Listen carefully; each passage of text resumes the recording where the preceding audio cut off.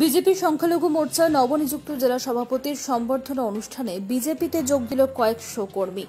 সোমবার বিকেলে পুরুলিয়া জেলা বিজেপি লোকসভা কার্যালয়ে বিজেপি সংখ্যালঘু মোর্চার নবনিযুক্ত জেলা সভাপতি তথা প্রাথমিক শিক্ষক আব্দুল গফফারের উদ্যোগে এক সংবর্ধনা সভার আয়োজন করা হয়। সেই সভায় বিভিন্ন দল থেকে প্রায় কয়েকশো সংখ্যালঘু পরিবার বিজেপিতে যোগদান করে। এদিনের অনুষ্ঠান থেকে রাজ্য সংখ্যালঘু নেতৃত্বরা তৃণমূল সরকারের বিরুদ্ধে তীব্র ক্ষোভ প্রকাশ করেন। তৃণমূল সরকার মুসলিম যুব সমাজকে অপরাধ জগতের দিকে ঠেলে দিয়েছে বলেও গুরুতর অভিযোগ আনা হয়। সেই সঙ্গে শিক্ষা এবং কর্মসংস্থানের ব্যবস্থা নিয়েও প্রশ্ন তোলেন তারা। রাজ্য সহ সভাপতি কামালবাবু এদিন দাবি করেন যে মুসলিম সম্প্রদায়ের প্রকৃত উন্নতি বিজেপির হাত ধরেই হবে।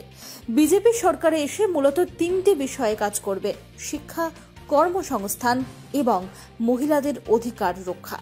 এদিনের সভায় তৃণমূল থেকে ৩৪২টি সংখ্যালঘু পরিবারের মোট ১,৭১০ জন সমর্থক বিজেপিতে যোগদান করে।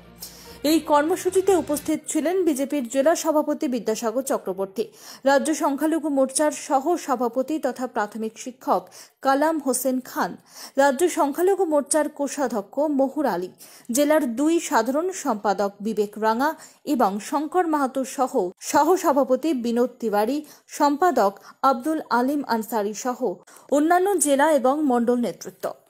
Bureau report, Bengal voice 24/7। যে কোনো চাচা দিয়ে কাউকে বোম বানানো হচ্ছে, কাউকে গুলি লাগানো হচ্ছে, মাঝখানে ফায়দা লুটছে মমতার সরকার।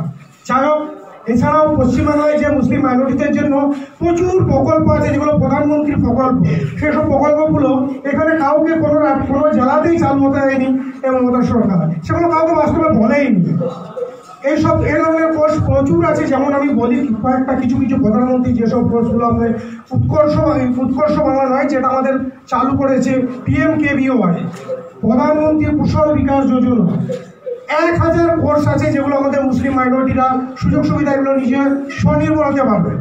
সেসব কোর্সগুলো আমাদের এখানে চালু করতে দেয়নি। যেমন আছে বিউটি পার্লার, টেলারিং,